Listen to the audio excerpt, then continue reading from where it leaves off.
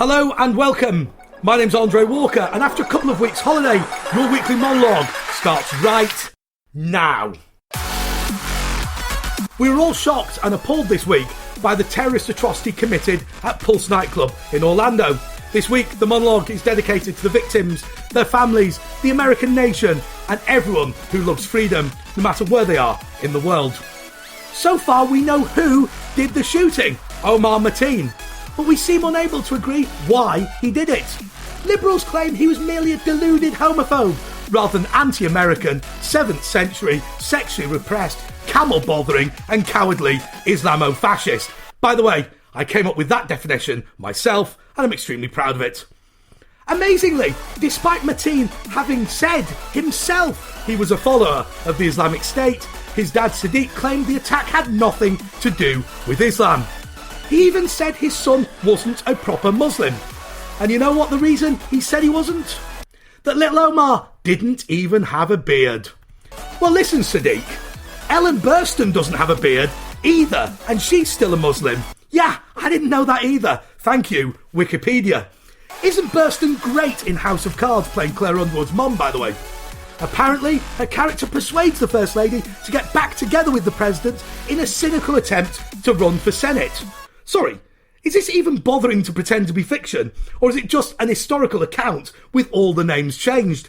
It's starting to remind me of Primary Colours without the increasingly ridiculous war paint John Travolta insists on wearing on camera. It's bad, John. You've just got to get rid of it. It's really bad. If Hillary wins the election, Bill Clinton, of course, becomes the First Lady.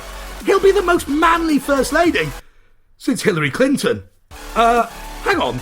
Does that mean the two ugliest First Ladies in history will have had sex? Regular sex, in the White House, all over the White House. It just doesn't bear thinking about, but as this is the monologue, we're going to try. Perhaps it's time, once again, for Hillary to feel the burn.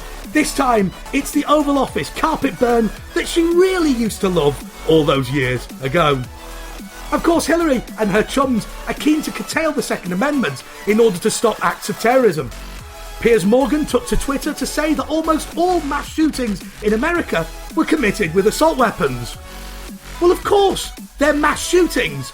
They're done with big guns. Was that ever in any dispute? 100% of baseball bat attacks are done with baseball bat, Piers. Did you know that? If that's the best analysis Liberals can come up with, we're in for a very, very, very long summer. That's the monologue. Just time to announce last week's poll results.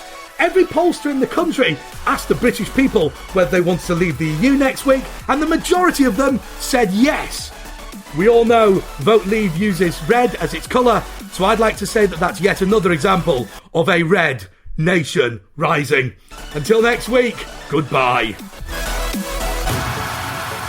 Check out Andre's column at townhall.com. Check it out on Twitter at Andre JP Walker, and read Andre's work here behind enemy lines. Now back to the show.